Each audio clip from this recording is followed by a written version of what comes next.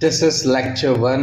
मैं हूं आपका दोस्त और host Tanmay Jain and today we will be beginning with our most important first lecture, जहां से बेसिक्स आपके इवॉल्व होंगे और जहां से हम ये चीज़ नोट डाउन करेंगे कि कैसे हमें डॉट्स को कनेक्ट करना है और साथ ही साथ हम आगे बढ़ते चलेंगे।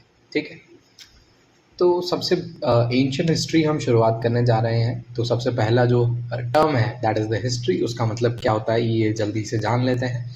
बेसिकली ये एक ऐसा एकेडमिक डिसिप्लिन है जहाँ पर आपको इन्वेस्टिगेट, इंटरप्रेट मतलब अपना खुद का एक पॉइंट ऑफ व्यू डेवलप करना है, इवेंट्स को एक्सप्लेन करना है और ये एनालाइज लगाना है कि जो समय समय पर सिविलाइजेशन एग्जिस्ट करते थे वो एविडेंसेस के थ्रू, डॉक्यूमेंट्स के थ्रू और ओरल ट्रांसमिशन के थ्रू कैसे इवॉल्व हुए, कैसे उनके कुछ इवेंट्स से इफ़ेक्ट पड़ा सोसाइटी के ऊपर, उनके क्या क्या कॉज हुए। और हम ये भी चीज़ नोट करेंगे कि उस समय की सोसाइटीज़, कल्चर्स और ह्यूमन डेवलपमेंट कैसा रहा होगा और वो आज के टाइम पर हमारे culture, human societies and development से कैसे कंटेम्पराइज होता है। तो हिस्ट्री का मतलब है इन्वेस्टिगेट करना, इंटरप्रेट करना और एक्सप्लेन करना with respect to what, with respect to the past times, मतलब बीते हुए कल के बारे में अगर हम कोई भी संज्ञान या नॉलेज गेन कर रहे हैं तो that comes under the history. First real historian कौन हुए? The Greek historian Herodotus from 484 to 425 BC। Clear है? कोई भी चीज़ मिसकॉन्सेप्ट नहीं है, सब कुछ एक अंडरस्टैंडिंग देने के लिए, पॉइंट्स कनेक्ट करने के लिए आपको हेल्प करेंगे। ठीक है, हम टाइमलाइन के बारे में बात कर रहे हैं यहाँ पर। ठीक है, तो first and the foremost thing is timeline को ही समझ लेते हैं ताकि कोई कंफ्यूजन ना हो। टाइमलाइन क्या है, उसके कॉनोटेशंस क्या है। यहाँ पे एक छोटा सा डायग्राम दे रखा है, ये बताता है हमें बर्थ ऑफ जीसस कब हुआ था। और जब इन जीसस क्राइस्ट का बर्थ हुआ था, जब उस टाइम पर जो हिस्टोरियंस थे उन्होंने हिस्ट्री की टाइमलाइन को दो पार्ट में डिवाइड कर दिया। उन्होंने क्या करा कि जब जीसस क्राइस्ट का बर्थ था उससे पहले का समय बिफोर क्राइस्ट के नाम से डिनोट कर दिया और उसके बाद का समय एनो डोमिनी के नाम से डिनोट कर दिया, या after death of Jesus Christ के तरीके से उन्होंने इस चीज़ को डिनोट करा।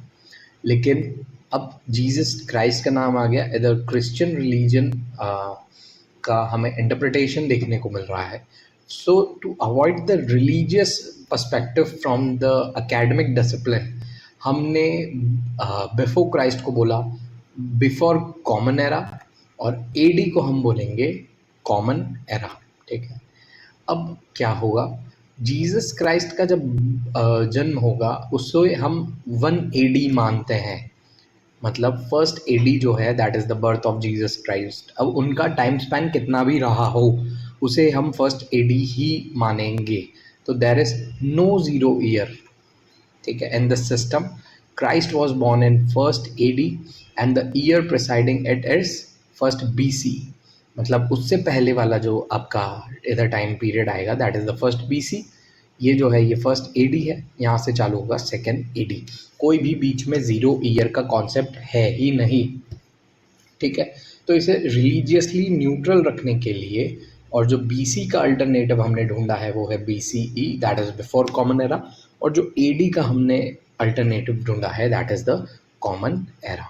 तो कोई भी अगर लिख दे कि BCE या BC तो कंफ्यूज नहीं होना है। ठीक है, BC का एक छोटा सा एग्जांपल देख लेते हैं। गौतम बुद्धा जो है वो, उनका जन्म हुआ था 563 years before the birth of Jesus Christ, and he died in 483 BC, that is 483 years before the birth of Jesus Christ।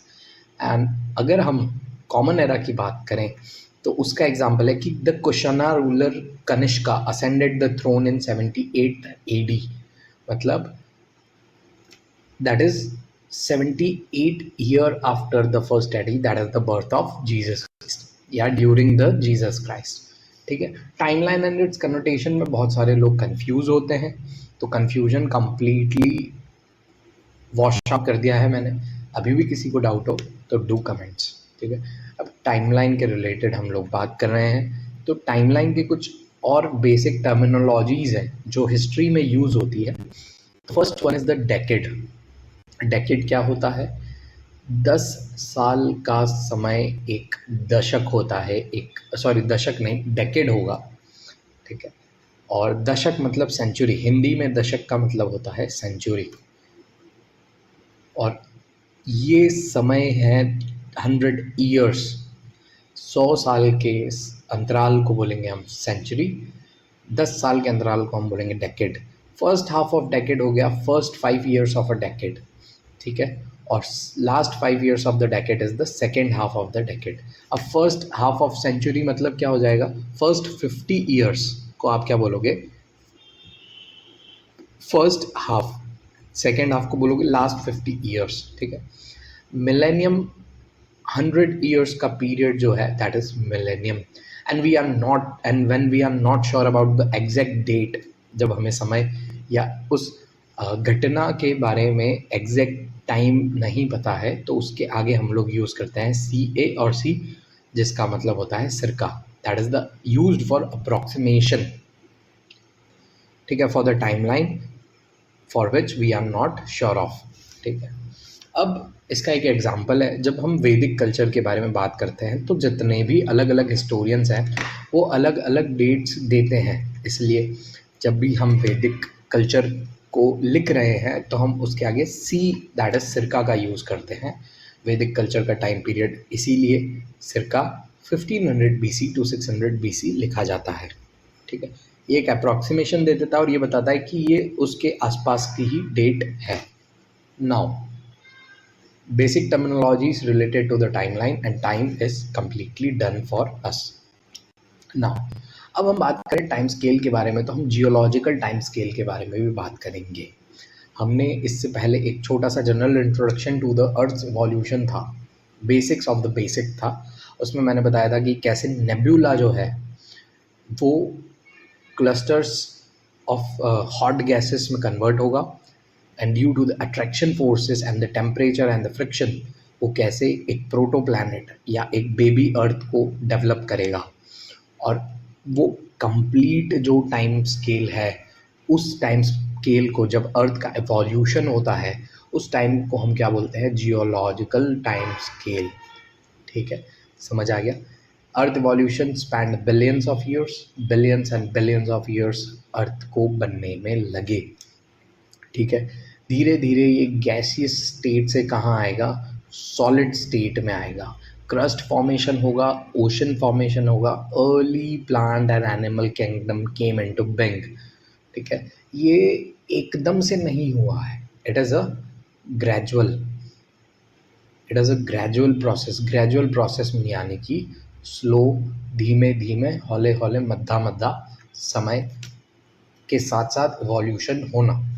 ठीक, सबसे पहले जो लाइफ ओरिजिनेट हुई, ह्यूमंस जो है ये मल्टी सेल ऑर्गेनिज्म है, लेकिन single cell organism early environment में जहाँ पर प्लांट, एनिमल और अर्ली ह्यूमन सर्वाइव नहीं कर सकते थे, जब शुरुआत होगी तो सिंगल सेल ऑर्गेनिज्म से शुरुआत होगी, ये डेवलप होंगे। ठीक है, और ये ब्रिज बनाएंगे, ये फाउंडेशन ले करेंगे एनिमल और प्लांट किंगडम के लिए, और फिर complex structures like fish, reptiles and mammals and humans का एग्जिस्टेंस चालू होगा। ये जो इवोल्यूशन के बारे में हम बात कर रहे हैं ये फॉल करेगा जियोलॉजिकल टाइम स्केल के अंडर। ठीक है, अब जियोलॉजिकल टाइम स्केल को हम जो उसका प्रिंसिपल डिवीजन करते हैं उसको हम एरा में डिवाइड करते हैं, और एरा सब डिवाइड होता किससे है? ईयॉन से। तो सबसे पहले आया ईयॉन, देन आया आपका एरा। ठीक है, एरा के बाद आएगा आपका पीरियड, और पीरियड के बाद आएगा आपका एपॉक।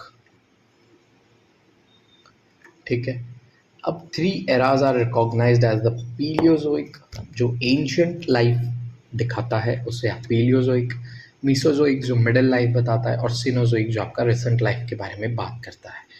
इस प्रिंसिपल डिवीजन को समझने के लिए एक टेबल दे रखी है, उसको हम देख लेते हैं। ठीक है, ये जो टेबल है, हमें ध्यान क्या रखना है, ये बहुत लॉन्ग टाइम स्पेन है। जब अर्थ का इवोल्यूशन होगा, ये 4 बिलियन ईयर्स अगो समथिंग का टाइम है, और ग्रेजुअल प्रोसेस है, बहुत धीरे धीरे धीरे धीरे धीरे धीरे ये डेवलप हुआ।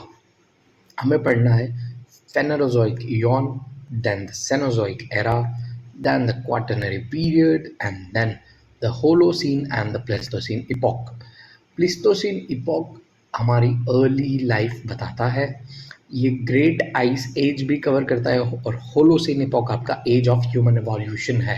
तो आपको पढ़ना क्या है, आप पढ़ेंगे सबसे पहले Phanerozoic to Cenozoic, Cenozoic to Quaternary, Quaternary to the both Holocene and Pleistocene epoch.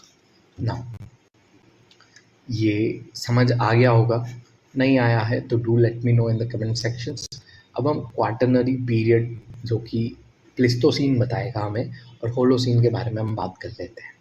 Pleistocene epoch is basically timeline between 2.6 million years ago to 11,700 years अगो।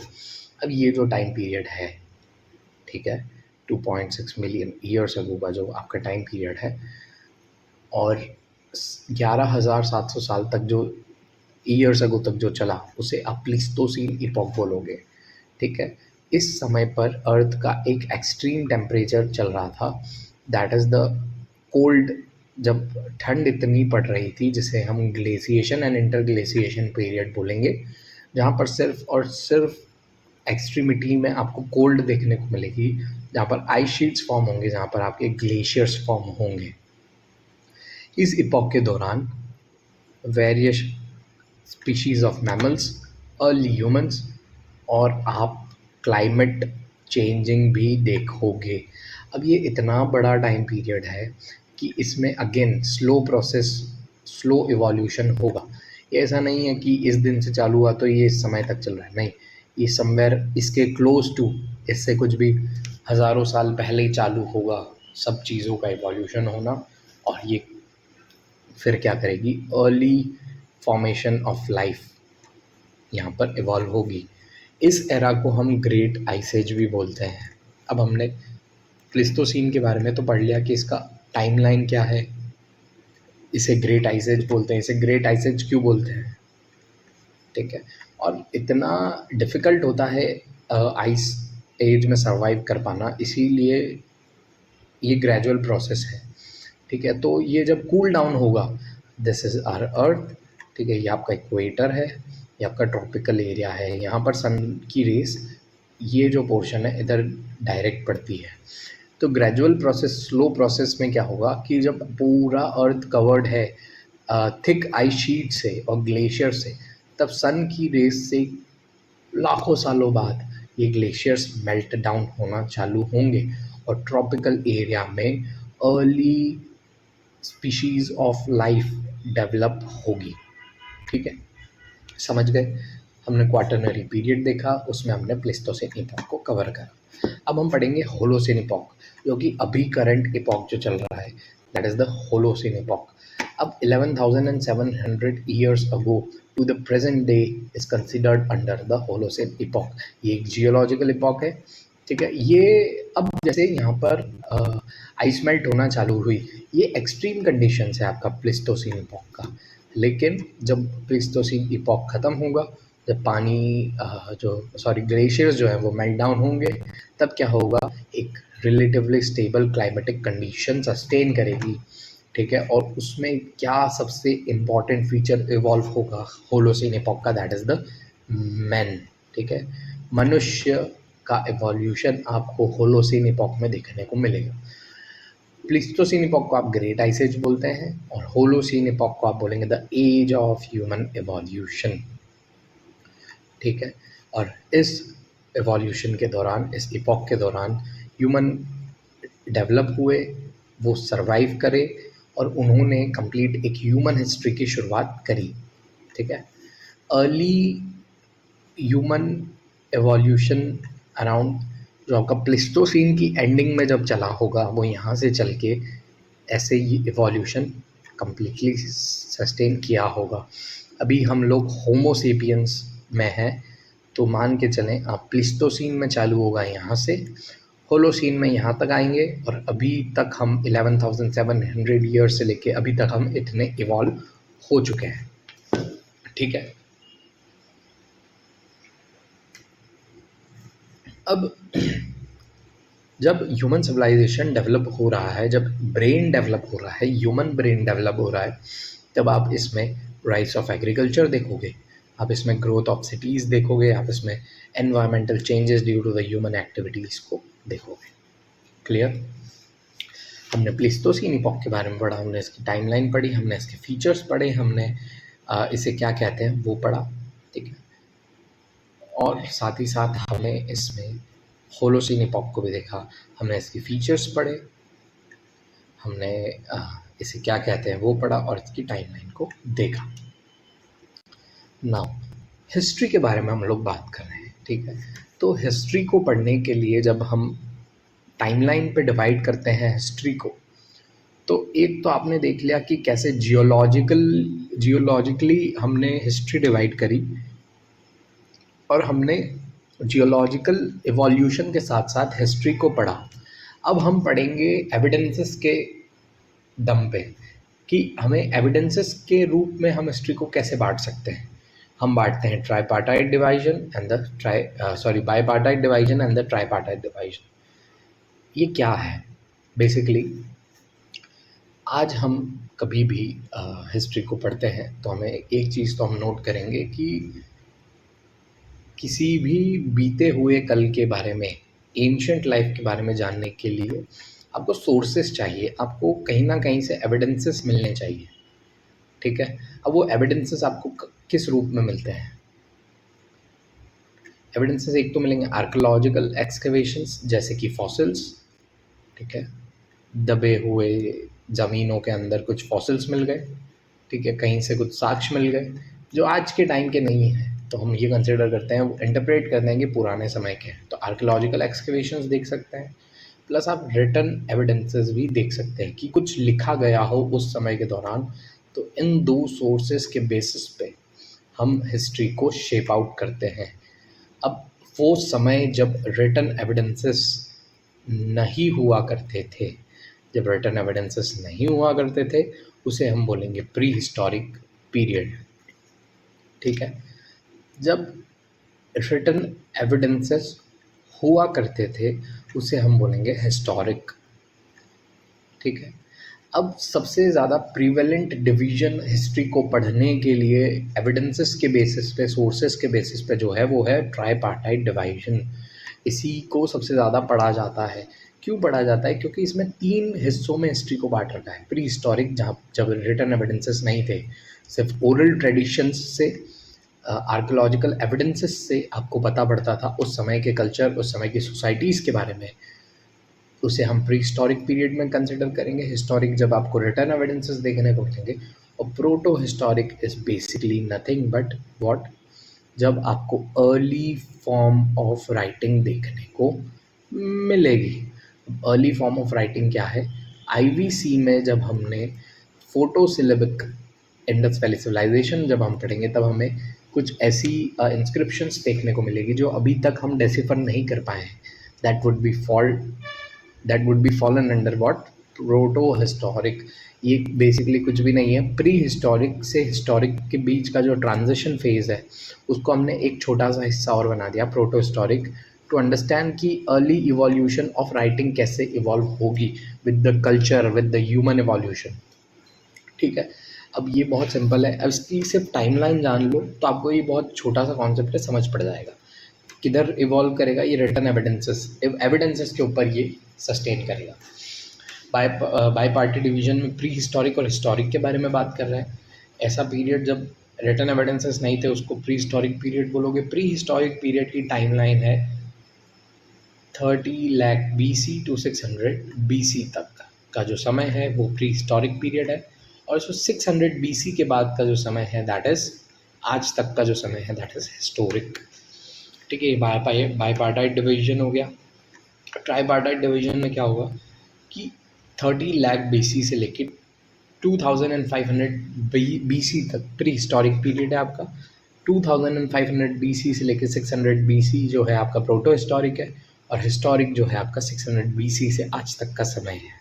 ठीक है, ये एक छोटा सा इधर एक वो है डायग्राम है, इसमें आप पढ़ सकते हो कि प्री हिस्टोरिक पीरियड मतलब स्टोन एज, जब रिटन एविडेंसेस नहीं होंगे, सिर्फ फॉसिल से हमें पता पड़ता है, और कहीं कहीं ओरल ट्रेडिशंस जहाँ पर हम सुनते हैं उससे हम इंटरप्रेट कर पाते हैं। Proto historic early form of writing, symbols हो गए, इंस्क्रिप्शन हो गए, या लिमिटेड रिटन रिकॉर्ड्स मिले हैं, that is the IVC, Indus valley civilisation. और लास्टली जब written records wide spreadly use होने लगा डॉक्यूमेंट करने के लिए अपनी सोसाइटी कल्चर को, उसको हम हिस्टोरिक में लाए कर पाते हैं। ठीक है, सबसे ज़्यादा यूज़ क्या होता है, that is this division is more prevalent in practice. अब हमने ये सब पढ़ लिया, अब हम हिस्ट्री को पढ़ेंगे कल्चर इवोल्यूशन के बेसिस पे। ठीक है, अब हम कल्चर इवोल्यूशन के बेसिस पे किसी हिस्ट्री का भी मापदंड सिविलाइजेशन का अगर मैं कल्चर बात इवोल्यूशन करूं क्या है, कि कल्चर के बारे में हम बात कर रहे हैं, तो कल्चर सिर्फ और सिर्फ संस्कृति या उसके रिचुअल्स तक ही सीमित नहीं है। ठीक है, वो कहीं ना कहीं उसकी पॉलिटिकल स्ट्रक्चर को भी डिफाइन करता है, वो उसकी इकोनॉमी को भी डिफाइन करता है। ठीक है, वो उसकी सोसाइटी को भी डिफाइन करता है। ओके, एंड वो उसके कल्चर्स के बारे में भी बात करेगा, साथ ही साथ वो उसकी पॉलिटी, इकोनॉमी एंड सोसाइटी के बारे में भी बात करेगा। तो किसी भी जगह के कल्चर को जानने के साथ साथ हम ना केवल सिर्फ उसके कल्चर को जानते हैं, हम उसकी पॉलिटी के बारे में भी समझते हैं, हम उसकी इसमें एक और चीज़ ऐड कर लो कि उधर टेक एडवांसमेंट्स क्या है, उधर हम टेक्नोलॉजी कौन सी यूज़ हो रही है। ठीक है, इनोवेशंस एंड आइडियाज़ के बारे में भी हम जान पाते हैं, polity, economy, society, tech and advancements, और भी बहुत सारी चीज़ें हैं। हम साइंस के बारे में भी उस जगह के बारे में जान सकते हैं सिर्फ कल्चर से। ठीक है, अब कल्चर इवोल्यूशन एंशिएंट हिस्ट्री के बेसिक्स में कहाँ पे स्टैंड आउट करता है, तो हम इधर कल्चरल इवोल्यूशन में सिर्फ और सिर्फ टेक्नोलॉजिकल एडवांसमेंट्स के बारे में बात करेंगे, क्योंकि ये एक प्री हिस्टोरिक पीरियड है। हमें इससे ज़्यादा यहाँ पर कुछ ना मिला है ना मिलेगा, जस्ट बिकॉज यहाँ पर रिटन एविडेंसेस नहीं है, तो हम उनके द्वारा जो यूज़ किए गए टूल्स एंड टेक्नोलॉजी है उसके बेसिस पे उस समय का इंटरप्रिटेशन देंगे। ठीक है, इस प्रकार से हम cultural evolution contexted to ancient history के बारे में हम पढ़ेंगे। ठीक है, first one is the stone age, then comes to the bronze age and then the iron age. तो ये क्या आप देख पा रहे हो आप, टेक्नोलॉजिकल एडवांसमेंट्स। कल्चर जब हम पढ़ेंगे तो हम इतनी सारी चीज़ों को हम साथ में लेकर पढ़ेंगे, साथ ही साथ हम टेक्नोलॉजिकल एडवांसमेंट्स भी देखेंगे, क्योंकि टेक्नोलॉजी कहीं ना कहीं कोई सा भी कल्चर शेप देने के लिए बहुत ज़्यादा यूज़फुल साबित हुई है। आज जैसे आपका एआई है, ठीक है, आर्टिफिशियल इंटेलिजेंस, वो कहीं ना कहीं इतना यूज़फुल है, वो आने वाला टाइम शेप कर रहा है कि कैसे टेक्नोलॉजी यूज़ की जाएगी, कैसे उसका परिवर्तन आप पॉलिटी में देखोगे, कैसे उसका परिवर्तन आप इकोनॉमी में देखोगे, कैसे उसका परिवर्तन आप सोसाइटी में देखोगे, उसके कुछ प्रोज एंड कॉन्स देखोगे, उससे एडवांसमेंट्स टेक्नोलॉजी में हमें क्या देखने को मिला है, साइंस में हमको क्या क्या देखने को मिला है, वो सब आप चीज़ें पढ़ोगे।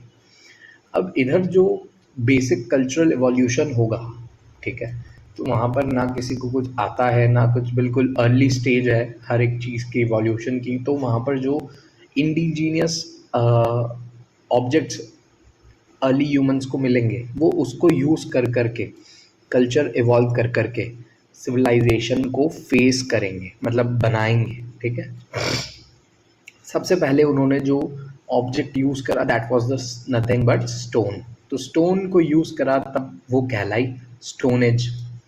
जब उन्होंने ब्रोंज को यूज़ करा, जब उन्होंने कॉपर को यूज़ करा या कॉपर प्लस टिन को यूज़ करा तो वो कहलाई ब्रोंज एज। जब उन्होंने आयरन को यूज़ करा तब वो कहलाई आयरन एज। ठीक है, इस डिवीजन से, इस टेक्नोलॉजिकल एडवांसमेंट के डिवीजन से हम broader aspects of human civilisation को पढ़ते हैं। ठीक है, ये समझ आ गया, मतलब पूरा चैप्टर ख़त्म है। मतलब बहुत इजी वर्ड्स में मैं कह रहा हूँ कि अगर ये छोटा सा कॉन्सेप्ट समझ गए ना तो history is just very simple for you.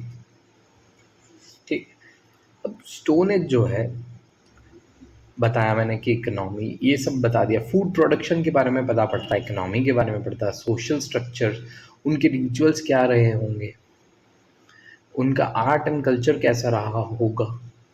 ठीक है, और various daily facets of the life के बारे में भी हम कल्चरल इवोल्यूशन से जान पाते हैं। ठीक है, बेसिक इंट्रोडक्शन था।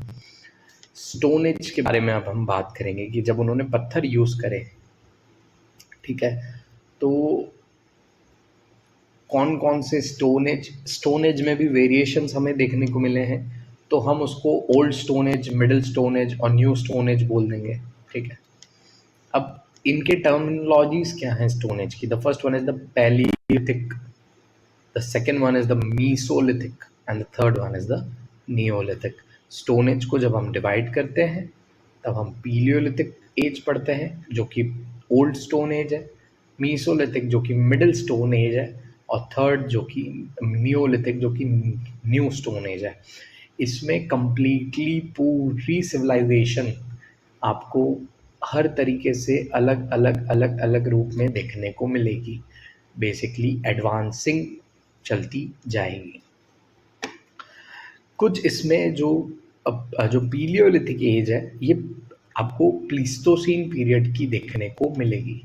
जो हमारा आइस एज है उस समय पर जो अर्ली ह्यूमंस डेवलप हुए और जो उस टाइम पर स्टोन एज सस्टेन करती थी वो थी पीलियोलिथिक एज। ठीक है, और जो होलोसीन एज, जब आपका ग्लेशियर्स मेल्ट डाउन होना चालू हो गए और उस टाइम पर जो स्टोन एज चली, that is the Mesolithic period और स्टोन एज, देन नियोलिथिक। ये इसमें देख पा रहे हो आप। इसमें बेसिक डिफरेंसेस क्या था, मोड्स ऑफ लिविंग चेंज हो गया, हंटिंग एंड गैदरिंग से ये लोग शिफ्ट हो गए कैटल कीपिंग एंड एग्रीकल्चर पे। ये घुमंतु लाइफ है, मतलब आपको place one to place B, B to C, C to D, and ऐसे कम्यूट करोगे। ठीक है, किस चीज़ के लिए, फूड एंड शेल्टर के लिए। नोमैडिक और माइग्रेटरी लाइफस्टाइल से जब आप होलोसीन में आओगे, जब स्टेबल क्लाइमेटिक कंडीशन होगी तब आप एग्रीकल्चर को डेवलप कर दोगे नियोलिथिक के आते आते। तो एग्रीकल्चर कहीं भी होगा किसी भी जगह पर तो उस व्यक्ति को वहीं पर रुकना पड़ता है जब तक फसल पक नहीं जाती। वो क्या शेप करेगा, सेटल्ड लाइफ को शेप आउट करेगी चीज़ें। ठीक है, लिथिक क्या है सर? लिथिक जो है उसका मतलब होता है स्टोन, पत्थर, जो कि एक ग्रीक वर्ड लिथोस से बना है। बेसिक चीज़ें हैं, समझते जाओ, बहुत इजी है।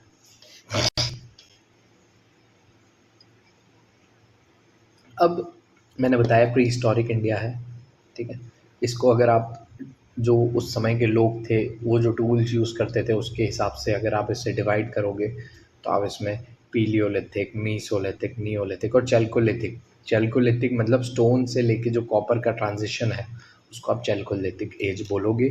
और ये pre historic, before the invention of writing का जो टाइम पीरियड है उसमें हम इसको पढ़ेंगे। अब हम स्टार्ट करते हैं पीलियोलिथिक एज से।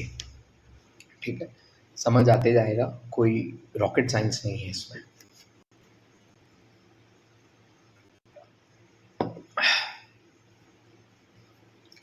पीलियोलिथिक को, जो आपका पीलियोलिथिक है, ठीक है, वो बेसिकली स्टोन एज है, प्री हिस्टोरिक पीरियड में है।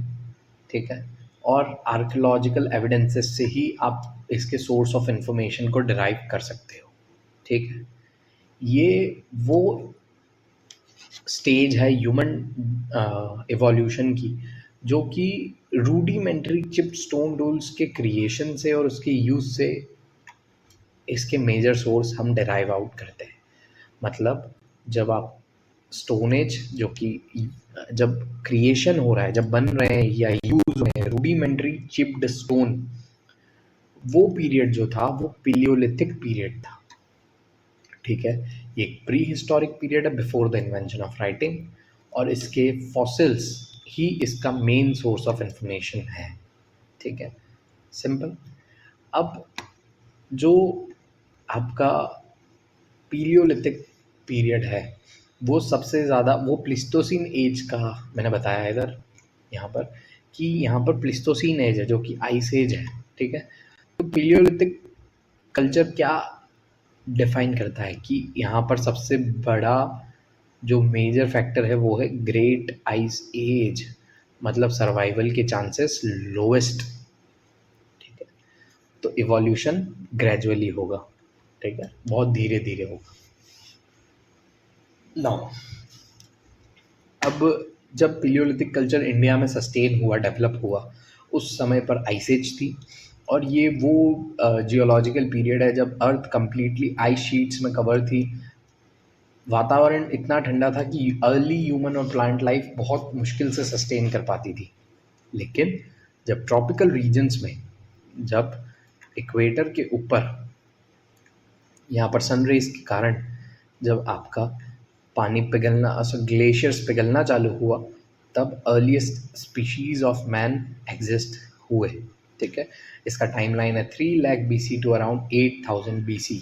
ठीक है, और जो हमें पहला इंडिया में पहला पीलियोलिथिक टूल मिला, वो हमें मिला है पल्लवराम नीलनई से, जिसको हमने नाम दिया है, अच्छा वो टूल क्या था, वो था एक हैंड एक्स था, और वो हमें मिला है पल्लवराम से, तो हम उसे नाम दे देंगे पल्लवराम हैंड एक्स।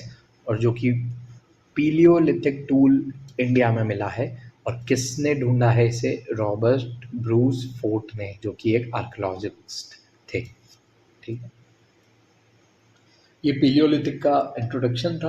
अब हम बात करेंगे कि जब टेक्नोलॉजिकल एडवांसमेंट की बात हो रही है, तो उसके फाइननेस पे, कि कितना फाइन प्रोडक्ट हम बना रहे हैं, उसके बेसिस पे जैसे जैसे फिटनेस बढ़ती जाएगी किसी भी प्रोडक्ट में, उसके बेसिस पे हमने स्टोन एज को भी फर्दर सब डिवाइड कर दिया। सबसे पहले आएगा लोअर पीलियोलिथिक, मिडिल पीलियोलिथिक, देन फाइननेस बढ़ी तो, और उससे ज़्यादा फाइननेस बढ़ गई तो हम कर देंगे अपर पीलियोलिथिक कल्चर में। ठीक है, ये पीलियोलिथिक टूल्स हैं।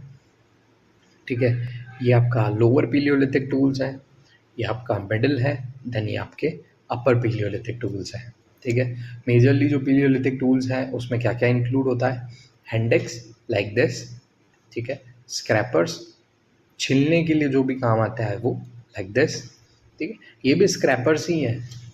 एरोहेड्स, एरोहेड्स मतलब जो आपके तीर कमान के ऊपर जो ये एरोहेड होता है, उस समय पर किसी भी जानवर की हंटिंग करने के लिए ये पत्थर के बनाए जाते थे। ठीक, फ्लेक्स यानी कि दो पत्थरों को, ये जैसे ये दिख रहा है ना, ये ये एक पत्थर से टूटा हुआ हिस्सा है, और ये जो इसका पार्ट है ये blade, as a blade use है। ठीक है, तो for hunting, gathering and food and shelter इसके लिए यूज़ किया जाता था। और ब्यूरेंस कुछ इस टाइप के, छीलने के लिए कुछ हो गया तो उसे हम ब्यूरेंस बोलेंगे। अलग अलग टाइम पे अलग अलग पत्थरों से, अलग अलग टाइप ऑफ स्टोन्स से टूल बने, और जैसे जैसे पीलियोलिथिक एज में टूल्स का एडवांसमेंट होता गया, हमने पीलियोलिथिक एज को 3 पार्ट में बांटा, लोअर, मिडिल एंड अपर। सबसे पहले हम पढ़ेंगे लोअर पीलियोलिथिक टूल के बारे में, जहाँ पर सबसे ज़्यादा क्या मिला है हमें, हैंड एक्स देखने को मिला है, क्लीवर इंडस्ट्री हमें देखने को मिली है। इंडस्ट्री से इधर मतलब नहीं है कि भैया इधर कोई प्रोडक्शन चल रहा है, नहीं, बेसिकली इधर टूल्स के बारे में ही बात हो रही है ना। लोअर पीलियोलिथिक जो कल्चर है वो इंडिया में 6 लाख साल से पुराना नहीं है।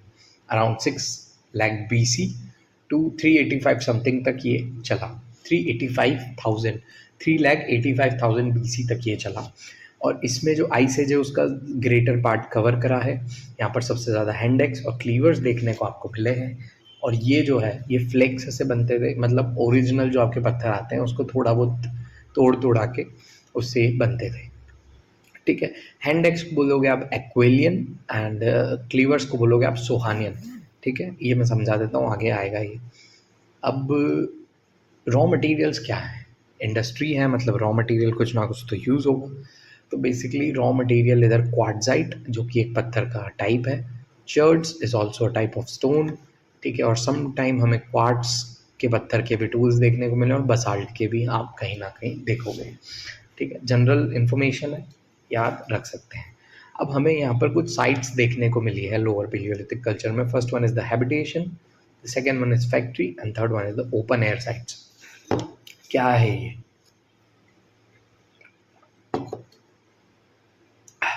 हैबिटेशन की जो साइट है वो शेल्टर साइट्स बोल सकते हैं, जहाँ पर ये लोग रहा करते होंगे।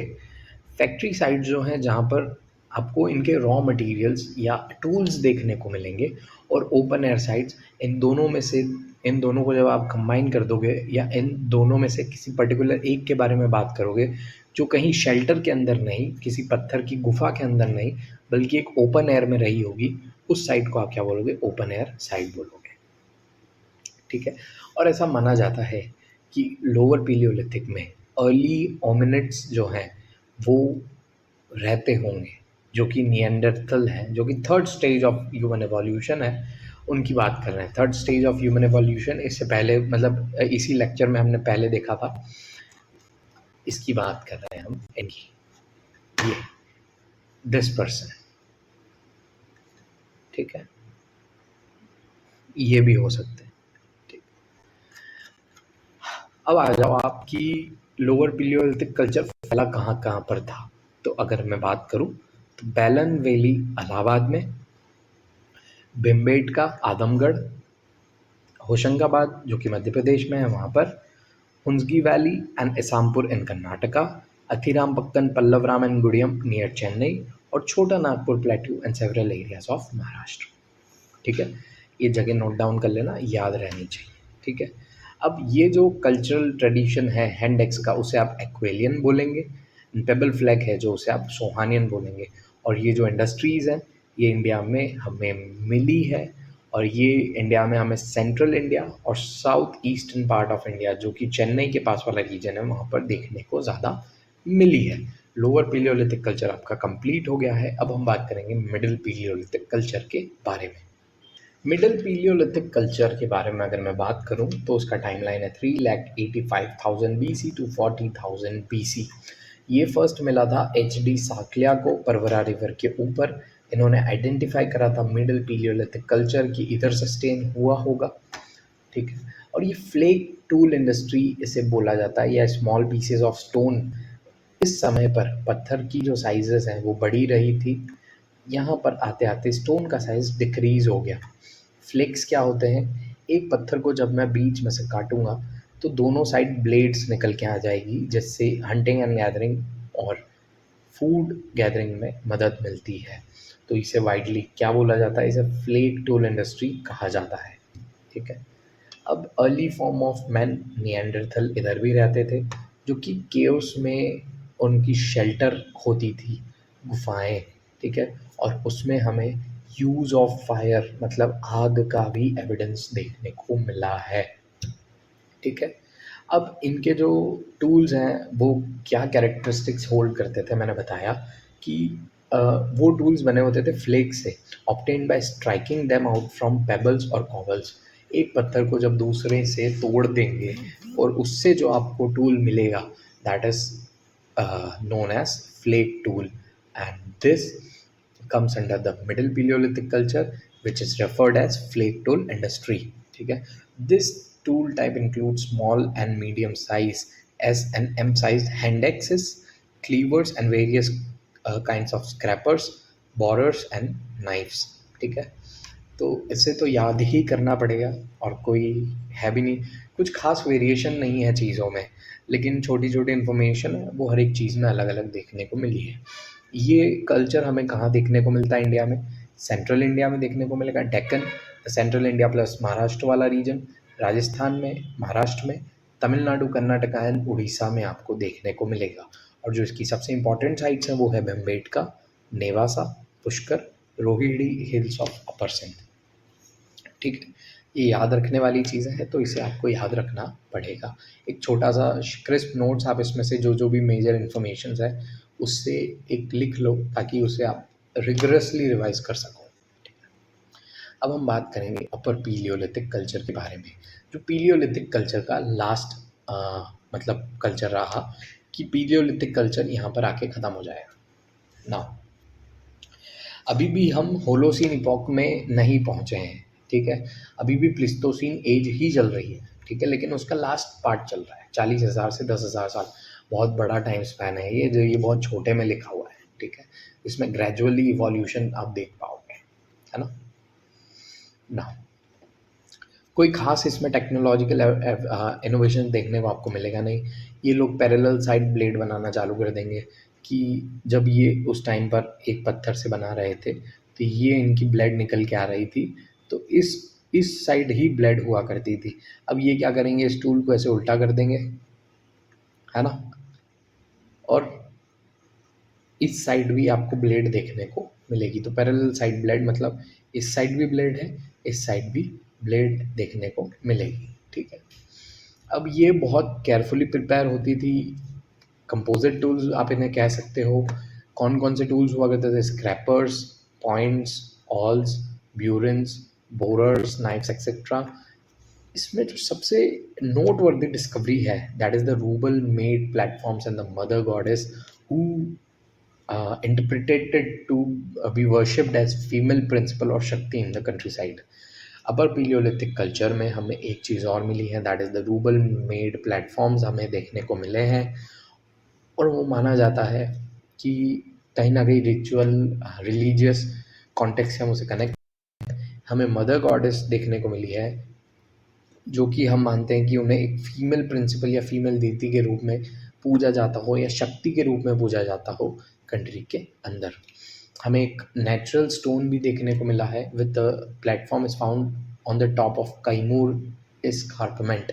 इन सब के फोटोज़ मैं आपको बता देता हूँ जल्दी से, ठीक है, तब आपको उससे बहुत अच्छा आइडिया मिलेगा। एक श्राइन देखने को मिली है indicated by a block of sandstone surrounded by a rouble circle. Rouble circle के अराउंड में एक सैंडस्टोन का टुकड़ा हमें देखने को मिला है जो कि हमें बागोर उत्तर प्रदेश में देखने को मिला है, and it is the earliest known evidence of shrine in India. ये सब रिलीजियस कॉन्टेक्स्ट में ही बात हो रही है, ठीक है। ग्रीन कलर पेंटिंग्स हमें भिमबेटका में देखने को मिली है, ये भी इसका एक सिग्निफिकेंट डिस्कवरी मान के चल लो। और इस पीरियड में new flint tool making technique use होगी जो कि होमोसेपियंस के होने का आपको एविडेंस देती है ग्लोबल स्केल पर। अब यहाँ पर पॉपुलेशन बढ़ चुकी थी अपर पीलियोलिथिक कल्चर आते आते। कौन कौन सी साइट्स हैं, उत्तर प्रदेश में है, राजस्थान में है, सोन वैली जो कि मध्य प्रदेश में है, आंध्र प्रदेश में है, एंड महाराष्ट्र में है जो कि अपर पीलियोलिथिक पीरियड में थी। और इसका ऑलमोस्ट अराउंड जो टाइम पीरियड रहा 45,000 टू 10,000 BC तक ये रही इंडिया में, ठीक है। अब इसका जो इस ये जो फ़ोटोज़ की मैं बात कर रहा हूँ मैं इसको पोस्ट में डाल दूँगा या आप इसको गूगल कर लेना, तो वहाँ से आप इसे देख सकते हो, ठीक है ना। मीसोलिथिक पीरियड के बारे में हम लोग बात करते हैं। अब आएगा टूल्स एंड टेक्नोलॉजिकल में एडवांसेस। यहाँ तक तो हमने देखा कि कोई ख़ास आपका मतलब बेसिक टेक्नोलॉजिकल इनोवेशन चल रहे थे, लेकिन अब आएंगे चेंजेस, ठीक है।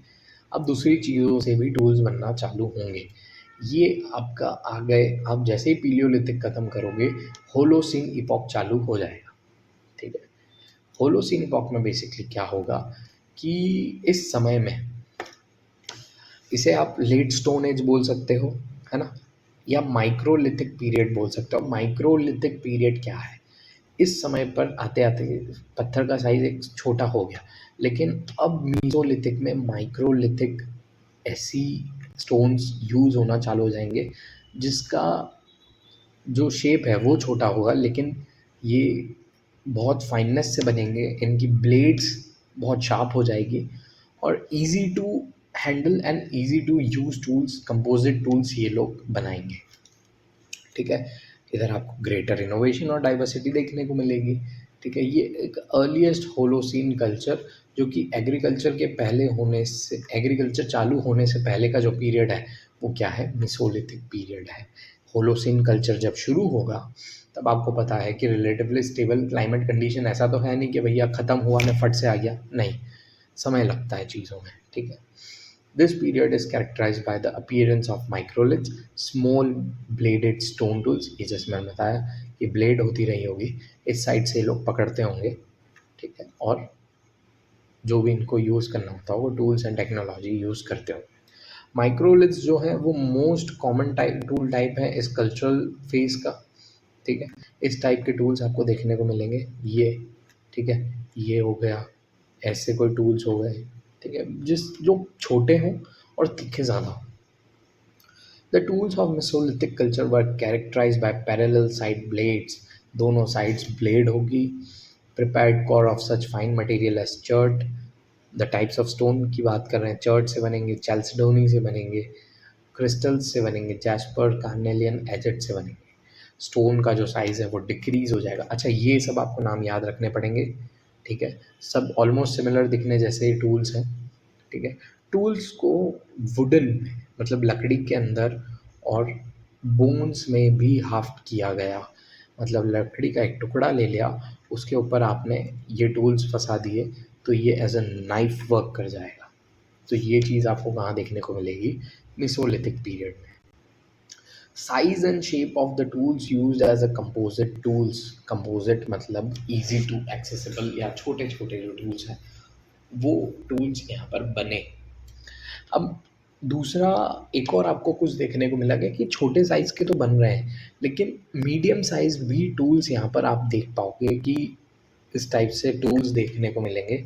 यहाँ से बंदा पकड़ लेगा, पैरेलल साइड ब्लेड होगी, और यहाँ से वो लोग यूज़ करेंगे। अब है क्या इधर, छोटे टूल्स भी यूज़ हो रहे हैं, दैट इज़ माइक्रोलिथ्स, और बड़े टूल भी यूज़ हो रहे हैं, तो दैट इज़ मैक्रोलिथ। ठीक है, तो इस पीरियड को माइक्रो एंड मैक्रोलिथ दोनों बोलते हैं। ठीक है, लिथ का मतलब तो आपको पता है, स्टोन के बारे में बात हो रही है। अब ये जो है ये माइक्रोलिथ से बड़े होते थे। अपर पीलियोलिथिक कल्चर का मतलब, अपर पीलियोलिथिक की जब बात चालू हुआ ये मिसोलिथिक, तो वो कहीं ना कहीं ये भी बताता है कि अपर पीलियोलिथिक कल्चर अभी भी कहीं ना कहीं सस्टेन कर रहा है, तो उसका कंटिन्यूशन आपको एज अ मैक्रोलिथ टूल में देखने को मिलेगा, जैसे कि स्क्रैपर्स हो गए। ठीक है, these are considered as heavy duty tools. अब बड़े हैं साइज में तो हैवी ड्यूटी रहेंगे। Bone and antler tools are yet another category of tools used by the mesolithic people. हड्डियों में हाफ्ट करे हुए जो टूल्स हैं वो भी एक अनदर टाइप ऑफ कैटेगरी है, जो कि यूज़ करते थे कौन, mesolithic peoples. Clear, mesolithic people के बारे में बात करेंगे तो वो कम्युनिटी, वो रहवासी कहाँ, हमें जो एविडेंसेस मिले हैं वो थे राजस्थान, गुजरात, उत्तर प्रदेश, और ये हंटर्स थे, फूड गैदरर्स थे और फिशरमैन थे। उस टाइम पे एग्रीकल्चर होता नहीं था, लेकिन हमें कहीं ना कहीं एग्रीकल्चरल प्रैक्टिसेस भी देखने को मिली हैं, लेकिन वो बहुत लिमिटेड एविडेंस है, बहुत लिमिटेड। ठीक है, अब एक साइट है बागोर में राजस्थान में, एक है लंगनज गुजरात में। लंगनज गुजरात में ये बताती है कि मीसोलिथिक कम्युनिटीज़ जो थी वो हड़प्पन और चैल्कोलिथिक कल्चर से कहीं ना कहीं टच में थे। अब इसकी ये क्या है सर, चैल्कोलिथिक क्या है, मैंने बताया था जो स्टोन और ब्रोंज टूल्स यूज़ कर रहे हैं, और ऐसी सोसाइटी जहाँ पर एग्जिस्ट कर रही है जो कि हड़प्पन सिविलाइजेशन है, तो ये जो लोग मीसोलिथिक लोग जो यहाँ पर रह रहे हैं उनका कनेक्शन, ठीक है, जो बागोर राजस्थान में और लंगनज गुजरात में, ये बताता है कि ये कम्युनिटीज़ कहीं ना कहीं हड़प्पन सिविलाइजेशन से और दूसरी चैल्कोलिथिक कल्चर से टच में थे। इन्होंने आपस में नाना प्रकार के traded various items with each other, कि इन्होंने एक्सचेंज ऑफ गुड्स करा, प्लस इन्होंने, जब मीसोलिथिक का एंड होगा तब ह्यूमंस क्या करेंगे, एनिमल्स को डोमेस्टिकेट करना चालू कर देंगे। ठीक है। Paintings in Bhimbetka date back to the mesolithic period. हमें एक मेसोलिथिक पीरियड की पेंटिंग्स जो कि भिमबेटका में मिली है वो भी कार्बन डेटिंग से हमें पता पड़ा है कि मीसोलिथिक पीरियड की है। और जब मीसोलिथिक पीरियड अंत होगा तब ह्यूमंस जो है, मेसोलिथिक पीपल जो है, वो एनिमल को डोमेस्टिकेट करना चालू कर देंगे। ठीक है। इनका आर्टिस्टिक एक्सप्रेशन आपको पेंटिंग्स में देखने को मिलेगा जो कि बताता है daily lifes of people of that era, dancing करते हुए, यूज़ ऑफ फायर हो गया। ठीक है। हाथ में टूल्स हैं। ठीक है। वो सब छोटी छोटी पेंटिंग्स हमको कहीं ना कहीं देखने को मिली है, like hunting, dancing, communal activities. ठीक है। वो दूसरे प्रकार के एनिमल्स, जियोमेट्रिक डिज़ाइंस और सिंबल्स का भी यूज़ वो उन पेंटिंग्स में हमें देखने को मिला है। अब ये जो मेसोलिथिक साइट्स हैं, जैसे कि पैसरा बिहार में है, लगना गुजरात में है, बागोर सेकंड, चोपानी मांडो महादहा और डमडम जो कि उत्तर प्रदेश में है, और एक संकन्नकल्लू और कीबन्नाहल्ली कर्नाटका से जो है, ये सारी मीसोलिथिक साइट्स हैं और हमें मीसोलिथिक टूल्स एंड कल्चर के यहाँ से एविडेंसेस देखने को मिलते हैं। ना रॉक शेल्टर साइट्स हमें मीसोलिथिक पीपल्स की कहाँ से देखने को मिली है? लेखकिया, बघईकोर, आदमगढ़ और भिमबेटका से आपको रॉक शेल्टर साइट्स का एविडेंस देखने को मिलता है। डीडवाना राजस्थान का एक ऐसी जगह है जहाँ जो कि बहुत फेमस है उसके फ्रेश वाटर लेक्स के लिए।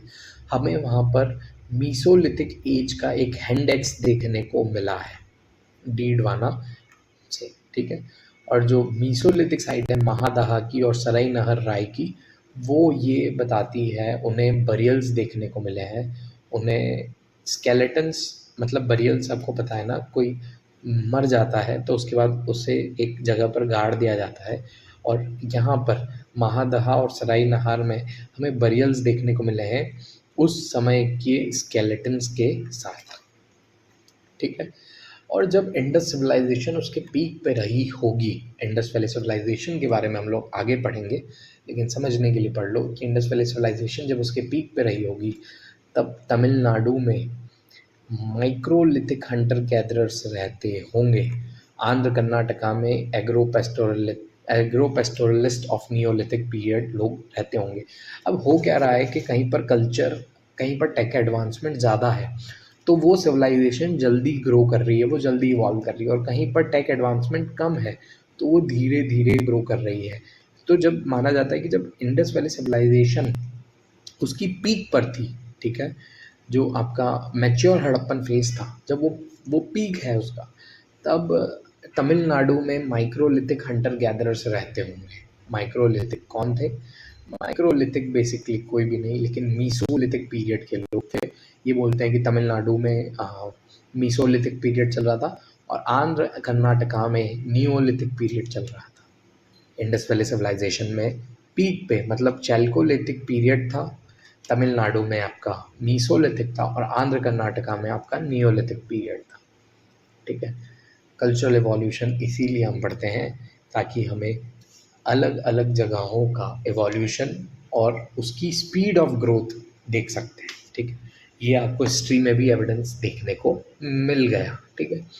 अब हम बात करेंगे नियोलिथिक की, जो कि है last stage of the stone as. ठीक है। इसका टाइम पीरियड है 10,000 BCE टू 5000 BCE तक।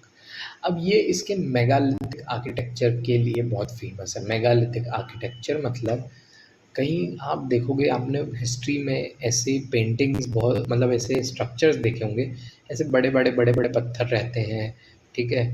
वो आपको बीच में कहीं ना कहीं देखने को मिलता है। तो ये जो कार्बन डेटिंग से हमें पता पड़ा है, ये नियोलिथिक पीरियड, ये इस टाइमलाइन से डिराइव होते हैं। और ये सिग्निफिकेंट, इसका सिग्निफिकेंस जो था वो था मेगालिथिक आर्किटेक्चर, बड़े बड़े पत्थरों से जो आर्किटेक्चर बना वो हमको नियोलिथिक पीरियड के सिग्निफिकेंस के बारे में बताता है। मीसोलिथिक के अंत में आते आते लोगों ने डोमेस्टिकेशन ऑफ एनिमल चालू कर दिया था, तो नियोलिथिक में और इवोल्यूशन होगा, सिंपल सी बात है। तो इधर एग्रीकल्चर बढ़ेगा, पॉलिश्ड स्टोन टूल्स बढ़ेंगे। अभी तक हम लोग सिर्फ और सिर्फ नॉर्मल स्टोन टूल्स यूज़ कर रहे थे जिससे हमारा काम चल जाए, लेकिन अब फाइननेस और आ जाएगी और स्टोन टूल पॉलिश होना चालू हो जाएंगे। इस पीरियड के दौरान ह्यूमन जो थे वो नेचर के ऊपर या हंटिंग एंड गैदरिंग के ऊपर कंप्लीटली डिपेंडेंट अब नहीं रहे। उन्होंने नेचर को एक्सप्लॉइट करना मतलब कि एग्रीकल्चर करना चालू कर दिया था। अब ये जो आपको एडवांसमेंट देखने को मिलता है ह्यूमन लाइफ में, ये कहाँ से आएगा? ये डोमेस्टिकेशन से ही तो आएगा।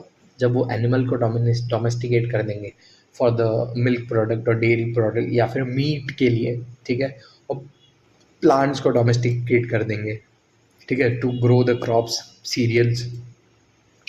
तो इससे हमको सेटल्ड लाइफ का कहीं ना कहीं अंदाज़ा देखने को मिलेगा।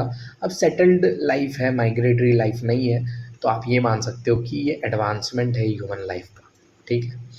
एग्रीकल्चर के बारे में बात करेंगे तो एग्रीकल्चर 7000 BC के अराउंड जब वेस्ट एशिया में लोगों ने चालू कर दिया था और वो उगाते थे वीट एंड बार्ले, ठीक है। और इसी दौरान इंडिया में कोलदीवा में आपको राइस के एविडेंसेस देखने को मिलते हैं जो कि अर्लीस्ट है।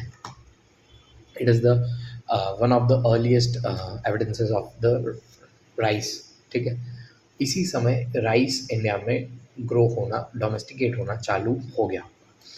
हमें अलग अलग टाइप के एनिमल का भी डोमेस्टिकेशन देखने को मिलता है और exploitation of various species of wild plant ushered in shift towards permanent settlement.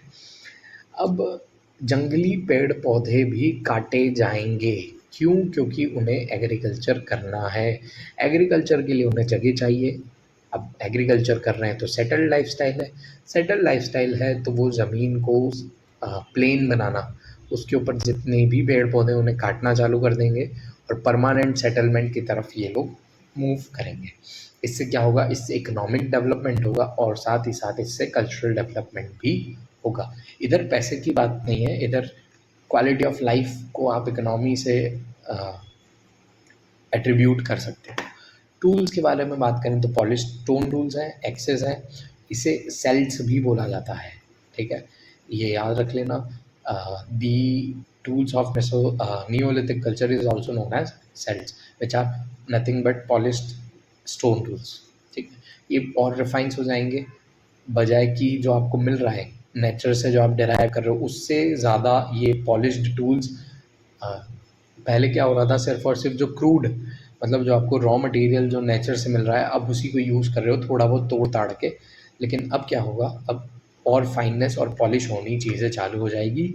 वो बोन्स के भी वेपन बनाना चालू कर देंगे, ठीक है। मजबूत हड्डी से तीखी चीज़ें बना के किसी भी चीज़ को हंटिंग एंड गैदरिंग या फार्मिंग में काम ले लिया जाएगा। हाउस की बात करें तो रेक्टेंगुलर और सर्कुलर हाउसेस में ये लोग रहते थे जो कि मड के और रीड के बनते थे, ठीक है, मतलब मिट्टी घास फूस से ये लोग बनाते थे। और जो मेहरगढ़ में आपको लोग देखने को मिले हैं ये नियोलिथिक कल्चर के हैं और यहाँ पर मड ब्रिक हाउस मतलब मिट्टी की ईंटों से बने हुए घर भी देखने को मिले हैं। और बुर्जा होम जो कि कश्मीर में है वहाँ पर आपको पिट ड्वेलिंग देखने को मिली है, वो घर जो कि ज़मीन के थोड़ा सा अंदर डीप यहाँ पर आपके छोटे छोटे रूम्स और लाइफ सस्टेनेबिलिटी यहाँ पर आपको देखने को मिली है। ये याद रखना, मेहरगढ़ में आपको ब्रिक हाउस देखने को मिले हैं कब? नियोलिथिक टाइम्स में। प्लस आपको पिट ड्वेलिंग देखने को मिली है बुर्जा होम में जो कि एक नियोलिथिक साइट है कश्मीर के अंदर। अब इंडियन रीजन में नियोलिथिक एग्रीकल्चर कहाँ कहाँ पर फैला, ठीक है। तो इंडियन रीजन्स में नियोलिथिक एग्रीकल्चर आपको देखने को मिलेगा इंडस सिस्टम पे जो कि वेस्टर्न बॉर्डर लैंड है, गंगा वैलीज़ में जो कि आपका northern India, central India plus अपना ईस्टर्न पार्ट कवर करता है। वेस्टर्न इंडिया में आप देखोगे और नॉर्दर्न डेक्कन में देखोगे और सदर्न डेक्कन तक, मतलब ओवरऑल इंडियन रीजन्स की बात इसमें हो चुकी है थोड़े बहुत एरिया को छोड़ के। अब इधर इनकी मेन इकोनॉमिक एक्टिविटी हो गई agriculture and animal domestication, early Neolithic cultures. और नियोलिथिक इंडिया जो था अब वो एक फार्मिंग और पेस्टोरलिज्म बेस्ड सेटल्ड या सेमी सेडेंट्री विलेज कल्चर के रूप में इवॉल्व होने लगा, ठीक है। अब हमें एविडेंसेस मिलते हैं एग्रीकल्चर बेस्ड इकोनॉमी के नियोलिथिक कल्चर जो कि हमें Quetta valley in the valleys of Loralai and Zob rivers in the northwestern part of Indo-Pakistan region.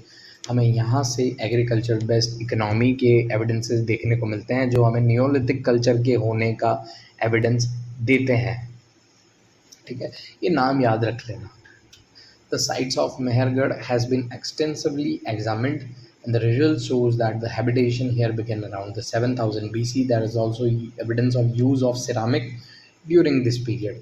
इधर ceramic का मतलब है बर्तन, ठीक है। और मेहरगढ़ की साइट में जब हमने एक्सटेंसिवली एग्जामिन करा तब हमें पता पड़ा कि यहाँ पर 7000 BC के अराउंड हैबिटेशन या रहना चालू हो चुका होगा। यहाँ पर हमें बर्तन के एविडेंसेस भी देखने को मिलते हैं। 6000 BC के अराउंड अर्दन पोट्स, मिट्टी के बने हुए बर्तन यूज़ हुआ करते थे और ये पहले इनिशियली हैंडमेड हुआ करते थे, हाथ से बनाए हुए। लेटर व्हील मेड, जो पॉटर्स व्हील आता है उसके ऊपर ये लोग बनाना इन्होंने चालू कर दिया था। तो कल्चर एवोल्यूशन से बहुत कुछ होगा, इसमें टेक एडवांस आते जा रहा है। First village was formed by separating the houses by wisdoms and passageways between them. अब छोटे छोटे छोटे छोटे लोग धीरे धीरे धीरे छोटे छोटे एरिया में आके रहना चालू कर देंगे और वो क्या बन जाएगा उस पर्टिकुलर जगह पर एक छोटा सा विलेज। ठीक है, houses were generally divided into 4 और more internal compartment to be used as storage. 4 से ज़्यादा कंपार्टमेंट के अंदर हाउस डिवाइड होता था और शायद से उसमें जो है मोर इंटरनल कंपार्टमेंट फॉर स्टोरेज के लिए यूज़ होते हों। ठीक है, और अर्ली इनहेबिटेंट जो थे वो प्राइमरी डिपेंडेंट थे हंटिंग एंड फूड गैदरिंग के ऊपर। अब अर्ली इनहेबिटेंट्स जो अर्ली नियोलिथिक पीपल थे वो मीसोलिथिक, जो लेटर मीसोलिथिक थे, वो हंटिंग एंड फूड गैदरिंग पर ज़्यादा उनका जो जीवनचर्या है वो ऐसे चलती थी, हंटिंग से फूड गैदरिंग से। लेकिन अब क्या होगा, अब एग्रीकल्चर आ जाएगा और एनिमल हस्बेंड्री आ जाएगी। डोमेस्टिक सीरियल्स उस टाइम पर क्या हुआ करते थे, wheat and barley. And domestic animals क्या क्या हुआ करते थे, sheep, goats, pigs and cattles. The beginning of 6th millennium BC, around 6000 BC के अराउंड पॉटरी का यूज़ होना ह्यूमन बींग्स में चालू हो जाएगा। First handmade and then the wheel made. The people of this period used to wear beads made up of lapis lazuli, carnelian, banded, edged, and white marine shells. Beads were found with the burial remains. Beads क्या है? Beads were nothing but ornaments made up of different type of stones, shells, and ये जो marine shells है उससे बने हुए होते थे। गले के अंदर, हाथ के ऊपर ये लोग पहनते थे और हमें मिले हैं ये बरियल सब जो गाड़ा जाता था किसी पर्सन को, वहाँ पर ये बीड्स देखने को हमें मिले हैं। People were largely engaged in long distance trade, ये लॉन्ग डिस्टेंस ट्रेड में भी इंगेज्ड थे। हमें शेल बैंगल्स मिले हैं, pendant made of the mother of pearl, मतलब दूसरी जगह के जो पाए गए जो ऑर्नामेंट्स हैं वो हमें यहाँ पर देखने को मिलते हैं और उससे हम एविडेंस कर पाते हैं कि यहाँ पर लॉन्ग डिस्टेंस ट्रेड भी होता रहा होगा। 7000 के अराउंड नियोलिथिक सेटलमेंट जो कि मेहरगढ़ में था वो early food producing subsistence economy बन गया and beginning of trade and craft in the Indus valley. इन्होंने फूड प्रोड्यूस करा as a subsistence economy, plus ये ट्रेड एंड क्राफ्ट भी करते थे। ये जो अपन ने देखा ना इधर, बीड्स बनाना, ऑर्नामेंट्स भी अब बनेंगे और ट्रेड एंड क्राफ्ट होगा। ठीक है, अब कुछ साइट्स हैं जो नियोलिथिक साइट्स हैं, जैसे Birbhanpur and Chirand. Large number of Neolithic sites have been found in Ganga और नॉर्थ ईस्ट रीजन, मतलब सेंट्रल एंड ईस्टर्न रीजन में ये ज़्यादा पाई गई हैं।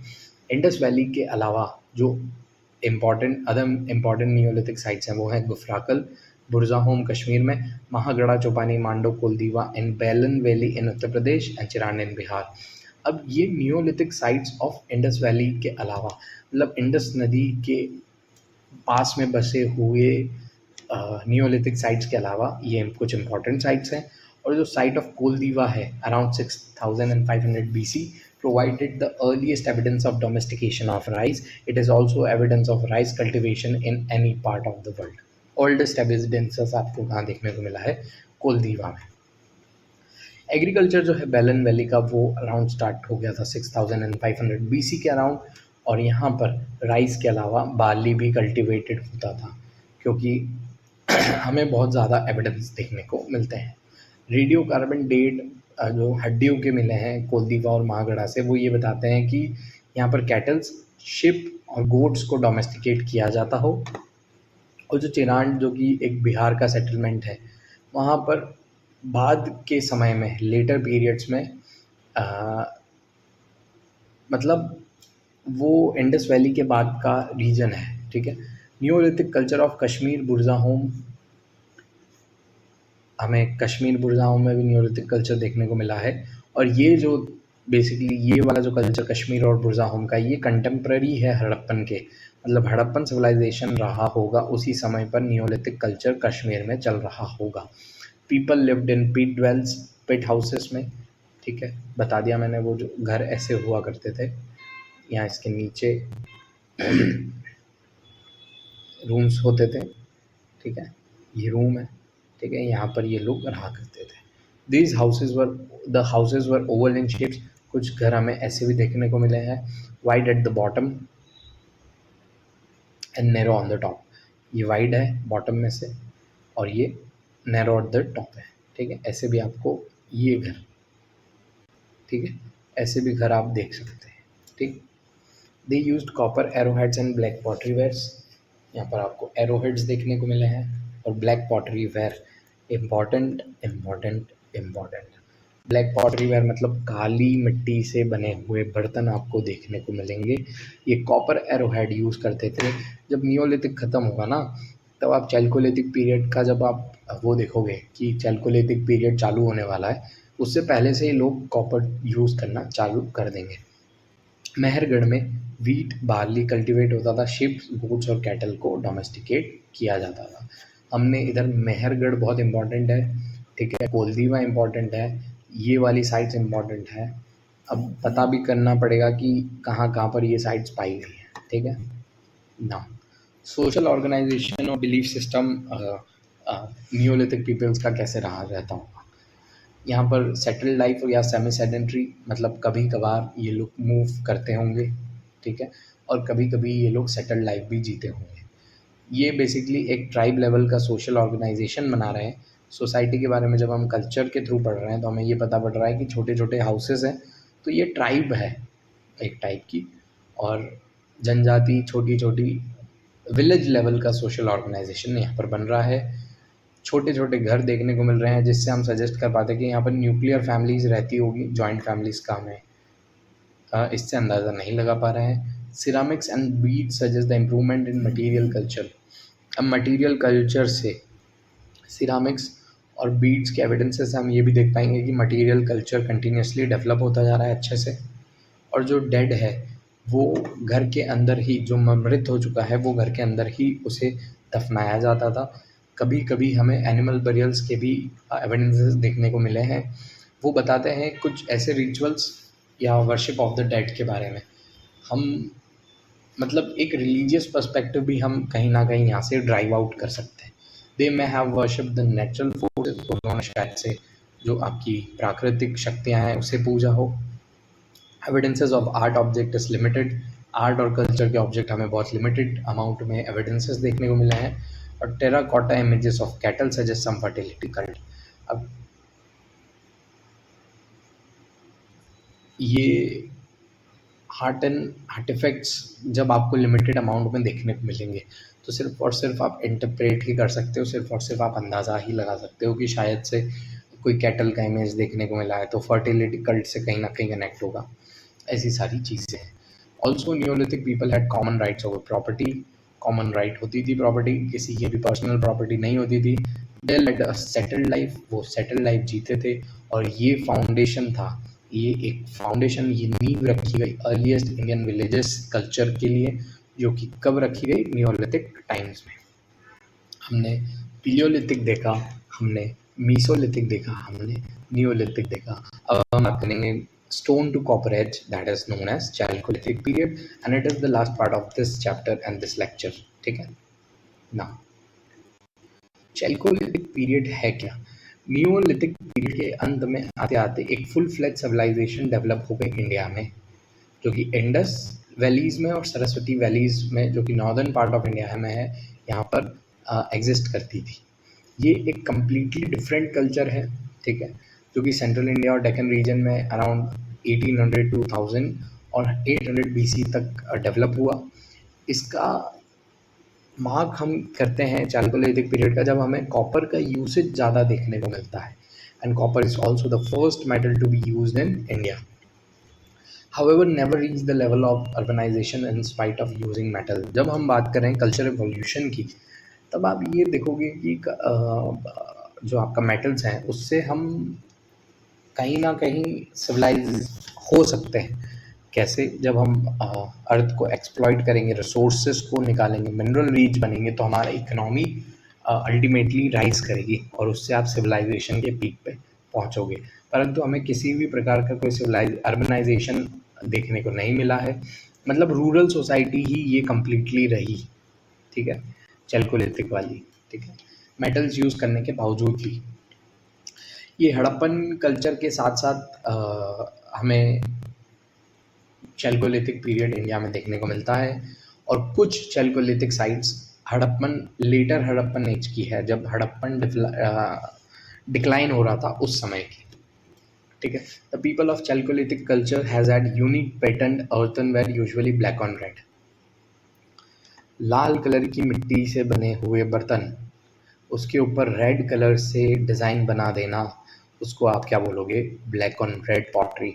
ये एक यूनिक पेंटेड अर्थनवेयर था जो कि चैल्कोलिथिक कल्चर पीपल्स यूज़ करते थे। उनकी एक specialised blade and flake industry थी, क्योंकि सिलिशियस मेटल लाइक चेल्स्टनी, जो कि एक स्टोन का टाइप है, और चर्च से ये बना। ये कॉपर का यूज़ करते थे, ये ब्रोंज टूल्स यूज़ करते थे। ब्रोंज बहुत लिमिटेड स्किल पर आपको एविडेंसेस देखने को मिलेगा, और जो इकोनॉमी थी वो agriculture based economy, stock raising, hunting and fishing economy थी।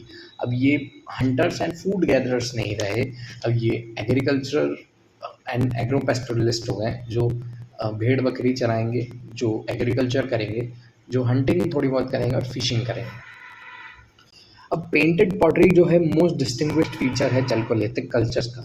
चैल्कोलिथिक कल्चर आपको semi arid regions of Rajasthan में देखने को मिलेगा, उदयपुर वाला रीजन। मध्य प्रदेश में आपको उज्जैन और महेश्वर देखने को मिलेगा, गुजरात में देखने को मिलेगा, और महाराष्ट्र में आपको देखने को मिलेगा। और जो चैल्कोलिथिक पीपल थे, ये एक्सपर्ट थे कॉपर स्मिथ, मतलब इन्हें कॉपर का काम बहुत अच्छे से आता था। आइवरी कार्वर्स थे, लाइम मेकर्स थे, चूना पट्टी बनाना बहुत अच्छे से जानते थे, और मिट्टी के जो सिरेमिक्स हैं वो भी इन्हें बनाना बहुत अच्छे से आता था। Now, moving towards the next, ornaments were made from semi-precious stones and beads such as agate, jasper, chalcedony and carnelian। agate, jasper, chalcedony and carnelian, जो कि एक सेमी प्रीशियस स्टोन था, उससे ऑर्नामेंट्स और बीड्स बनाई जाती थी, ठीक है। इनके भी घर रेक्टेंगुलर और सर्कुलर हुआ करते थे, जो कि मिट्टी से, घास फूस से बनते थे। Circular houses were mostly in clusters, circular houses almost इनके क्लस्टर्स में ही मिल रहे हैं, लाइक दिस, ठीक है। The roofs of the houses were made of straw, घास से, उसके बाद किसी भी छीली हुई लकड़ी के उससे, तने से, उससे बनते थे, जो कि सपोर्ट करता था बैम्बू, मतलब जो आपका बांस का लकड़ा होता है ना, उससे ये सपोर्ट देते थे छत को, और वुडन राफ्टर्स से छत बनाते थे, जो कि आज भी हमें बहुत जगह देखने को मिलता है। फ्लोर्स जो थी वो उसे पैक करते थे मिट्टी से, गीली मिट्टी से, और वो जब सूख जाती थी वो एक प्लास्टर और कॉन्क्रीटाइज्ड रूप ले लिया करती थी। इन्होंने खरीफ और राबी क्रॉप्स को कल्टीवेट करा रोटेशन में, और साथ ही साथ इन्होंने कैटल रेस करी। ये मालवा रीजन में सबसे ज़्यादा वीट एंड बार्ली के हमको एविडेंसेस देखने को मिल रहे हैं। राइस कल्टीवेट होता था इमाम गाँव में और आहड़ कल्चर में, जो कि अपना राजस्थान का है, ठीक है। और इन्होंने ज्वार, बाजरा, कुल्थ, रागी, ग्रीन पीस, मूंग, लेंटिल्स, दाल, ग्रीन एंड ब्लैक ग्राम्स भी इन्होंने कल्टीवेट करे। चैल्कोलिथिक कल्चर जो है उस जगह पर फ्लरिश हुआ जहाँ पर ब्लैक कॉटन सॉइल जोन है। अब कपास की मिट्टी किसे बोलेंगे? कपास मतलब कॉटन सॉइल जोन, जहाँ पर भी ब्लैक सॉइल रीजन्स है वहाँ पर ये सबसे ज़्यादा फ्लरिश हुआ, जैसे मालवा, महाराष्ट्र, कुछ एरिया राजस्थान का, और गुजरात का कुछ एरिया, सेंट्रल इंडिया में ज़्यादा हुआ। This reflects the ecological adaptation by Chalcolithic people in developing a system of dry farming dependent of moisture retentive soils based upon then available technology, knowledge and means.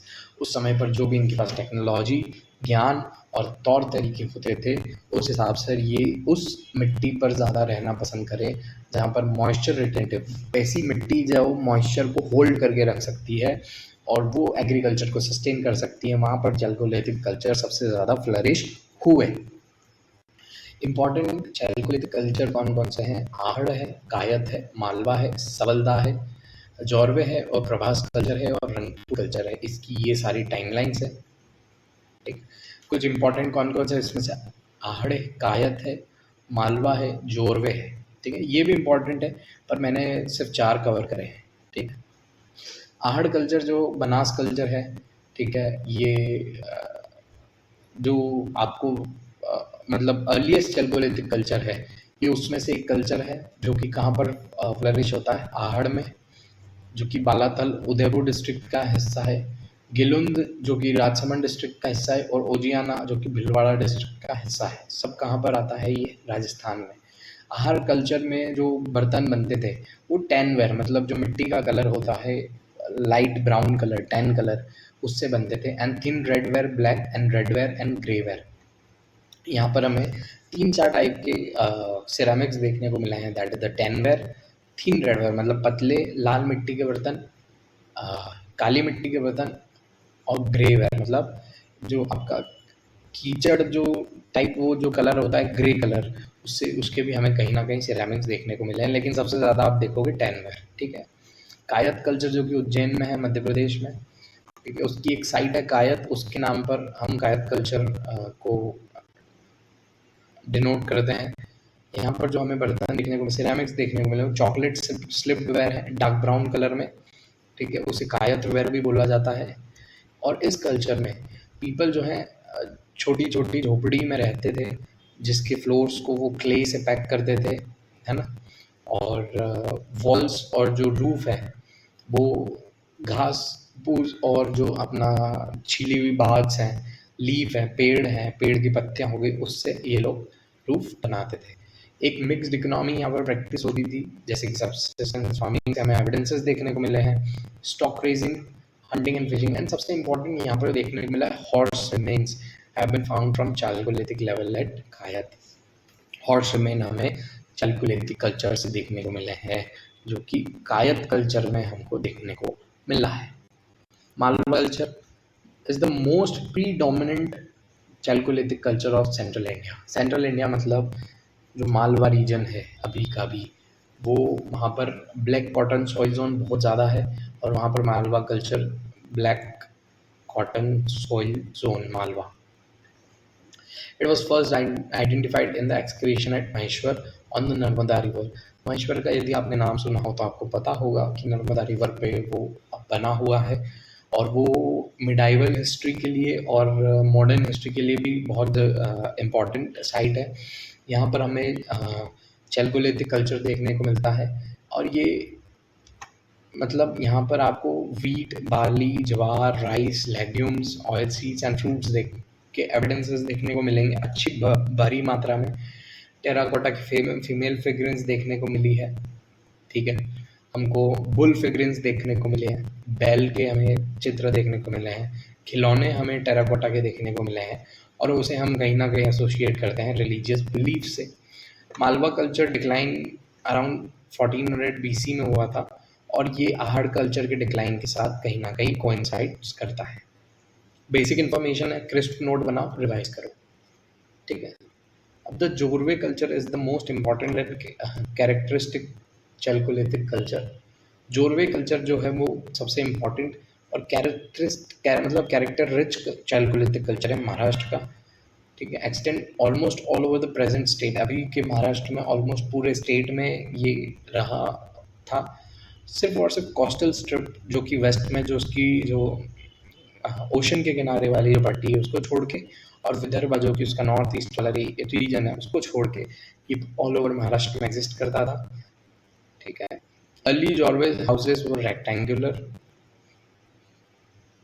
इनके जो Jorwe houses हैं starting में वो rectangular होते थे, लेकिन जो late Jorwe houses हैं उन्होंने रूप बदल लिया सर्कुलर हाउसेस में। ठीक है। Based on analysis organic remains और कार्बन डेटिंग से हमें पता पड़ा है कि इधर सबसिस्टेंस इकोनॉमी ही पाई जाती होगी। और ये ड्राई फार्मिंग जो कि black cotton soil zone, stock raising, भेड़ बकरी को राइज करना, hunting and fishing as ancillary activities, economic activities इनकी ये रही थी। Dry farming, stock raising, hunting and fishing. A variety of crops were grown. Jorwe farmers have also been credited for practicing crop rotation. ये लोग crop rotation भी करते थे। और many child burials were found in urns laid in pits. अब हमें child burials घर के अंदर देखने को मिले हैं। ठीक है, जो कि pits मतलब आपका घर के नीचे क्या बोलते हैं, तलघर। ठीक है, उसमें हमें चाइल्ड बरियल्स देखने को मिल रहे हैं।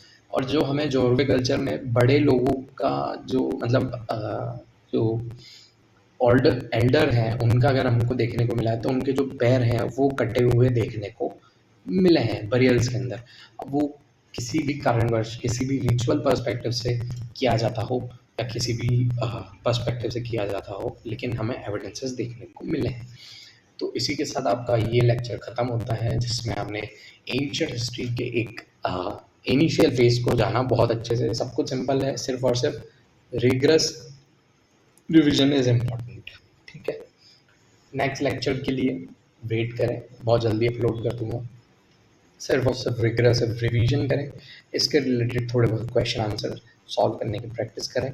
एंड कुछ भी डाउट हो तो do let me know in the comment section. And video को लाइक करें, चैनल को बिल्कुल सब्सक्राइब करना है। ठीक है, और इसी तरीके से हम पॉलिटी भी चालू करेंगे। ठीक है, तब तक के लिए जय हिंद, जय भारत।